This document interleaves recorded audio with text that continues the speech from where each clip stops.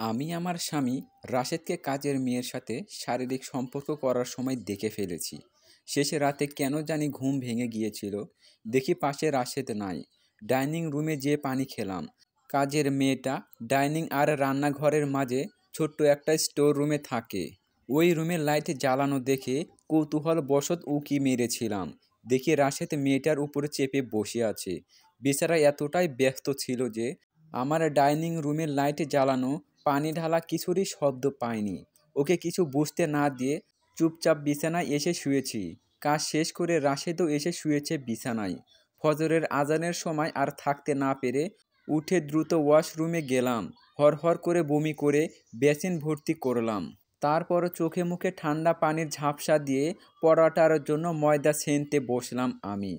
সকালে ঘুম থেকে উঠে রাশেদ নাস্তা খেয়ে সুন্দরভাবে বের হয়ে গেল।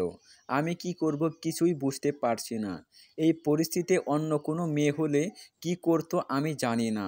হয়তো সব কিছু ছেড়ে ছুড়ে চলে যেত। কিন্তু আমি কার কাছে যাব? আমার তো কেউ নেই তেমন। মাকে হারিয়েছি জন্মের পরপরই, আর বাবাকে 5 বছর বয়সে। মামার বাড়িতে বড় হয়েছি আমি। তারা তো আমাকে বিয়ে দিয়ে আপদ বিদায় করেছে। রাশেদরা অনেক বড় লোক। 2 ভাই ওরা। বনানীতে ওদের নিজেদের ফ্ল্যাট।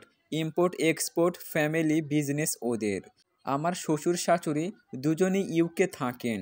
রাশেদের বড় ভাই ভাবি সহ ওনারা সবাই ওখানেই সেটেল। রেস্টুরেন্টের বড় ব্যবসা ওইখানেই। বাংলাদেশের ব্যবসাটা রাশেদই দেখে। আমার শ্বশুর শাশুড়ি অনেক কম আসেন দেশে। শেষবার এসেছিলেন আমার আর রাশেদের বিয়ের সময়। বছর দুয়েক আগে। রাশেদের ভাই ভাবি তো আসেনি না বলতে গেলে। ওনাদের সামনাসামনি দেখি নাই কোনো দিন।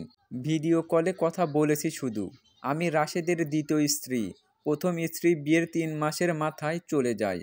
আমার শ্বশুর শাশুড়ি আমাকে নিজেরা পছন্দ করে বউ বানান। বিয়ের সময় বুঝিনি আমার মতো সাধারণ অনাথ কম লেখাপড়া জানা একটা মেয়েকে বাড়ির বউ বানাতে এত আগ্রহ কেন তাদের। এখন বুঝি যাতে আমি তাদের লম্পট ছেলের সব কুকীর্তি মুখ বুজে সহ্য করি। ছেলের প্রথম বউয়ের মতো সংসারের মুখে লাথি মেরে চলে যেতে না পারি। সেই জন্যই আমাকে বউ বানানো। রাশেদের চরিত্র যে খারাপ সেটা বিয়ের কিছুদিন পর থেকেই বুঝতে পারি। রাশেদ মাঝে মাঝে ঢাকার বাইরে যেত ব্যবসার কাজ বলে। অচেনা নাম্বার থেকে আমার কাছে ফোন আসতো। রাশেদ নাকি ওর সুন্দরী পিয়েকে নিয়ে রিসোর্টে গেছে। রাশেদের কোনো শত্রু হয়তো আমাকে জানিয়ে দিত। রাশেদ বাসায় আসলে ওকে জিজ্ঞেস করলে অস্বীকার করতো। চেঁচামেচি করতো অনেক। বলতো আমি ছোট ফ্যামিলির, মনটাও ছোট। তাই সন্দেহ করি। রাশেদের প্যান্ট কাচতে গিয়ে রিসোর্টের মেমোরি পেয়েছি একবার। কিন্তু সবই মুখ বুজে সহ্য করেছি। আমার যে কিছুই করার নাই।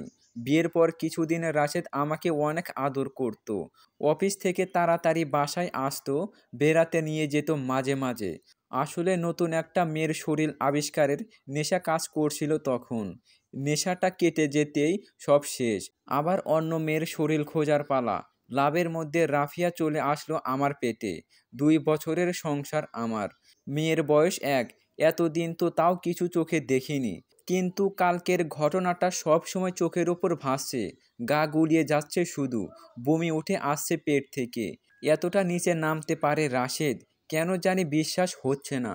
দুপুরে ভাত খাবার পরে রাফিয়া ঘুমিয়ে গেলে শুয়ে শুয়ে চিন্তা করছিলাম কি করতে পারি আমি। মামা মামিকে সব কিছু জানানো, কিন্তু কোনো লাভ নেই। এর আগেও বলেছিলাম। ওদের উত্তর হলো পুরুষ মানুষ একটু একটু দোষ থাকবেই, মানিয়ে নিতে হয়।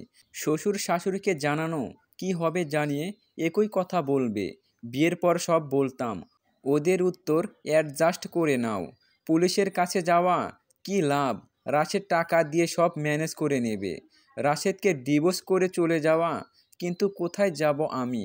লেখাপড়াও তো অতটা জানি না যে ভালো কোনো চাকরি জোগাড় করে নেব। নিজেও রাশেদের মতো পরকীয়া শুরু করে দেওয়া, তাতে কি লাভ? মনে শান্তি আসবে না। মন কিছুতেই সায় দেবে না। রাশেদ নোংরা কাজ করেছে, আমি কেন নোংরা হব? রাশেদকে মেরে ফেলা এটাও কোনো সমাধান না। রাশেদ মরল, কিন্তু আমি কি পাবো? সারা জীবন জেলে পচে মরতে হবে। মাঝখানে আফিয়ার জীবনটাও নষ্ট হবে। নিজে গলায় দড়ি নেওয়া কি লাভ? রাশেদ আর একটা মেয়েকে নিয়ে আসবে বিয়ে করে, তার জীবনটাও নষ্ট করবে। এমন কোনো উপায় কি নাই যাতে সাপও মরবে আর লাঠিও ভাঙবে না? আসলে আমার তো কেউ নাই পরামর্শ করার মতো, আশ্রয় দেওয়ার মতো। আমার জীবনের গল্পটা সুন্দর করে গুছিয়ে লেখা একটা সোশ্যাল মিডিয়া গ্রুপে পোস্ট করে দিলাম। অনেক অনেক পরামর্শ দিল, কোনটা ভালো, কোনটা খারাপ, কোনটা হাস্যকর। কেউ কেউ আবার বলল, এক হাতে তালি বাজে না, তোমারও দোষ আছে।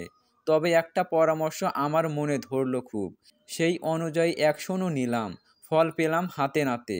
আমার জীবনের গল্পটা অন্যরকম হয়ে গেল। আজ রাফিয়াও লেভেল পাস করলো, অনেক ভালো রেজাল্ট করেছে। ইউকে থেকে ওর দাদা দাদি চাচা চাচি ওকে কনগ্রেচুলেট করেছে। আমার খুব গর্ব হয় রাফিকে নিয়ে। একদম তোমার মতো হয়েছে দেখতে। দেখতে দেখতে বড় হয়ে গেল মেয়েটা। তুমি চলে যাওয়ারও অনেক দিন হলো রাশেদ। তুমি সুইসাইড করার পর তোমার আব্বু চেয়েছিল বাংলাদেশের ব্যবসাটা গুটিয়ে নিতে। আমি তা হতে দেইনি। শক্ত হাতে হাল ধরেছি। তোমাদের ব্যবসা ফুলে ফেটে উঠেছে 3 গুণ। আমার চোখে এখন চশমা উঠেছে, মাথার চুলও পাক ধরেছে। আগের সেই ঢলঢলে রূপ আর নেই। সেদিনের কথা মনে করলে হাসি পায়। ছেলে মানুষই মনে হয় ব্যাপারটা। সোশ্যাল মিডিয়ার গ্রুপের একজনের বুদ্ধি শুনে তোমার আন্ডারওয়ার্ল্ডে চুলকানির ওষুধ লাগিয়ে দিয়েছিলাম। অফিস থেকে কুচকি চুলকাতে চুলকাতে বাসায় ফিরলে তুমি। জামা প্যান্ট ছুঁড়ে ফেলে ডাক্তারের সাথে ফোনে কথা বললে। আমি শুনেছিলাম তোমার কথা কিছুটা। তোমার যে নিষিদ্ধ পল্লীতে যাতায়াতে অভ্যাস আছে সেটা ওই দিনই প্রথম জেনেছিলাম। ডাক্তার তোমাকে বলেছিল ওইরকম মেয়েদের কাছ থেকে ইনফেকশন হতে পারে। যাই হোক, ওই দিন ডাক্তারের পরামর্শে অয়েন্টমেন্ট আমি কিন্তু তোমার কুচকি আর প্রাইভেট পার্টসে লাগিয়ে দিয়েছিলাম। রাত জেগে তোমার পাশে বসেছিলাম, কিন্তু তুমি এর কি প্রতিদান দিলে? 3 দিন পর সুস্থ হয়ে অফিসে গেলে, আর একদিন পর পিএকে নিয়ে ঘুরতে গেলে। জানো রাশেদ, পরের 2 মাসে আরও 3বার তোমার আন্ডারওয়্যারে ওই পাউডার লাগিয়ে দিয়েছিলাম। ডাক্তারের নির্দেশ মতো তোমার সব কিছু প্রতিদিন আমি কেচে দিতাম। তুমি আমাকে এতটুকু সন্দেহ করনি, করবে কিভাবে? আমাকে তো মানুষই ভাবতে না তুমি। একটা অনাথ কম লেখাপড়া জানা নিচু ফ্যামিলির মেয়ে আমি। তোমার বাড়িতে বাচ্চা পালবো, সংসারের কাজ করব, তোমার পছন্দের খাবার রান্না করব। আর তুমি বাইরে বাইরে যা খুশি তাই করে বেড়াবে, ফুর্তি করবে। আমি প্রতিবাদ করলে বাড়ি থেকে বের করে দেবে। তুমি তো জানতে আমার যাওয়ার জায়গা নেই। আমি ফিরে আসবো তোমার কাছে।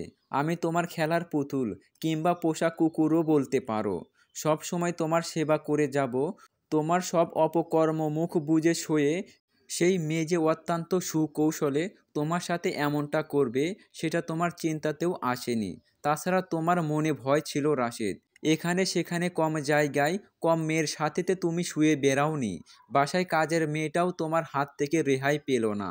ওদের কারো কাছ থেকে ইনফেকশন তোমার হতে পারে, এই ভয়টা তোমার ছিল। তোমার কুচকি থেকে শুরু করে ওই জায়গাগুলো লাল হয়ে ঘা হয়ে গিয়েছিল। পরে আর আন্ডারওয়্যার পরতে পারতে না তুমি। ঢোলা প্যান্ট পরে অফিসে যেতে। আস্তে আস্তে অফিসের অনেকেই জানতে পারলো ব্যাপারটা। তোমার সুন্দরী পিয়েরাও আর তোমার সাথে ট্যুরে যেতে রাজি হলো না। অনেকেই বলাবলি করতে লাগলো তোমার নাকি খারাপ যৌন রোগ হয়েছে। গুজব তো এইভাবেই ছড়ায়। তারপরও তুমি বদলেছিলে না। একদিন রাতে কাজের মেয়ের চিৎকার শুনে ঘুম ভেঙেছিল আমার। উঠে যেতেই মেয়েটা কাঁদতে কাঁদতে তোমার নামে নালিশ দিল। ও তো জানতো তোমার খারাপ অসুখ।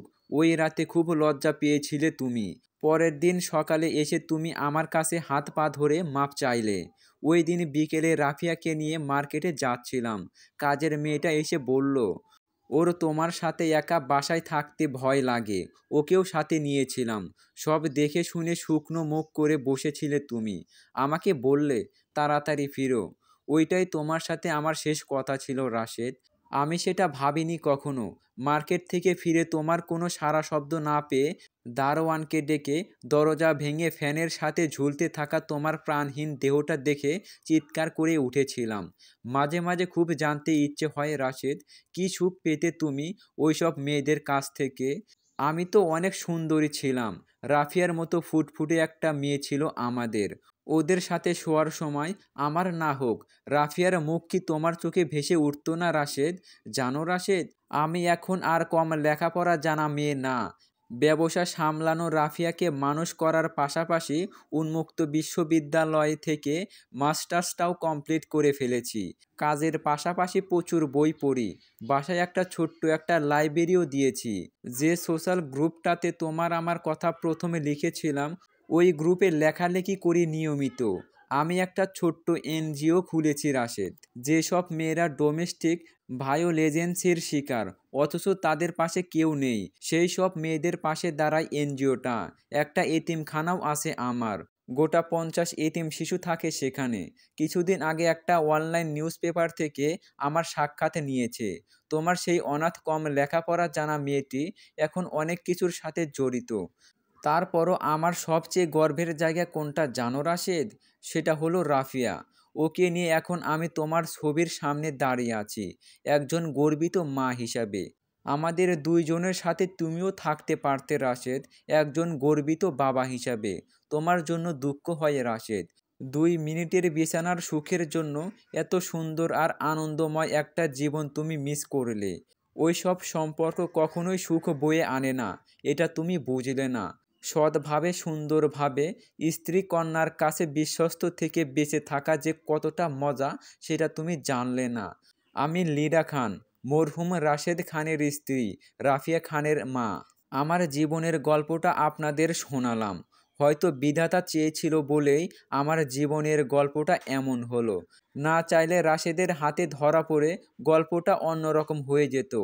এমন হাজারো লীরা সমাজের আনাচে কানাচে রাশেদ নামের পাপের বোঝা কাঁধে নিয়ে দীর্ঘ নিঃশ্বাস হাসি দিয়ে ঢেকে নিরাপত্তার উষ্ণতা দিয়ে ঢাকছে যন্ত্রণা। তাদের খবর তো কেউ রাখে না। এইসব লীরাদের বাঁচতে হলে রাশেদদের মানসিকতা বদলাতে হবে। স্ত্রী হিসেবে না পারলেও মা হিসেবে ছেলের মানসিকতাটা গড়ে দেওয়ার চেষ্টা করুন, এই প্রত্যাশা থাকবে। গল্পটা শুনে কি বুঝলেন তা অবশ্যই কমেন্ট বক্সে জানিয়ে যাবেন।